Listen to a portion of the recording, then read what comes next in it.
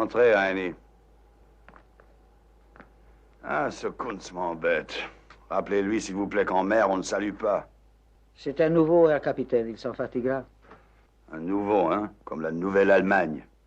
Une machine. Herr Capitaine, vous croyez qu'il est sage de considérer cette image comme un faux écho?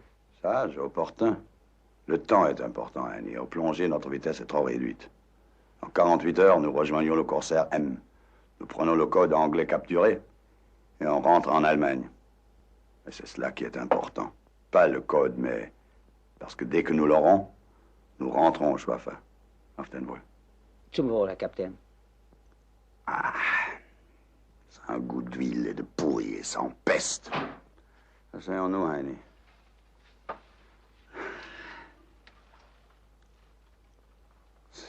La même odeur qu'un sous-marin. Il y a trop longtemps que je suis dans les sous-marins. Il fut un temps où je prenais la mer le cœur joyeux. Mais il y a bien des années de cela. Maintenant, je ne peux plus penser qu'à rentrer chez moi. Encore un peu? Non, merci, Herr Capitaine. Vous trouvez que je bois trop? Non. Juste assez pour dormir. Je ne peux pas fermer l'œil sans ça. Je réfléchis trop. Ne pensez pas, Heini. Soyez bon soldat et ne pensez pas. Car si on pense, on est bien puni. On ne dort plus.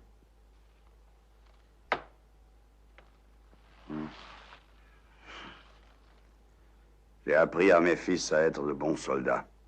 Patrie, devoir, sans poser de questions. Le premier est au fond de l'océan. Et l'autre n'est plus que cendre dans un avion brûlé. Mais j'en suis heureux.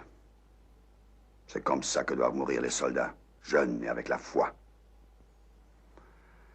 Ah, j'ai vécu trop longtemps. On est amis, Heini? Je suis avec vous depuis ma sortie de navale. Ce n'est pas ce que je vous demande. Je n'en sais rien. Quelquefois, j'ai peur de vous.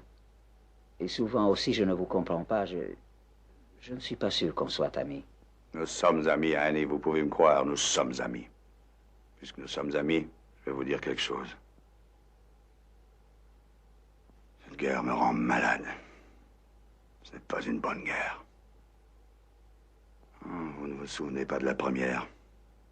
J'étais un Fähnrich dans les sous-marins, et oh, combien j'étais fier alors. On partait dans nos petites boîtes à sardines, et quand on plongeait, on n'était jamais très sûr de pouvoir remonter. Oh, on jouait un jeu vraiment passionnant. Le capitaine regardait dans son périscope pour voir l'objectif. Puis il faisait des calculs dans sa tête et criait « Torpedo, los !» Oh, et vous savez quoi? Quelquefois, les torpilles ne sortaient même pas du tube. Et quand elles daignaient le faire, c'était de la veine de toucher quelque chose. Maintenant, je regarde dans le périscope et il me donne la distance et la vitesse. Je passe ces informations à la table d'attaque et la machine tourne et les lampes brillent. Et j'obtiens la réponse. La torpille fonce vers la cible. Il n'y a pas place pour l'erreur humaine. On a supprimé l'erreur humaine dans la guerre, Heini. Et on a supprimé l'humain dans la guerre. On se battait autrement alors. Le pays dans la guerre devenait plus pur. On gardait des souvenirs de bravoure et même dans la défaite, on conservait de l'honneur.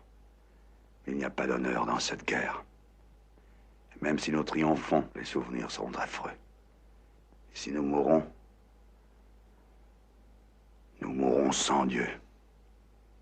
Vous savez cela, Heini? J'écoute ce que vous me dites, Herr Capitaine. Oh non. C'est une mauvaise guerre.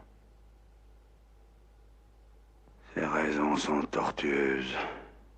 Ses buts sont obscurs. Cette guerre est trop compliquée pour moi.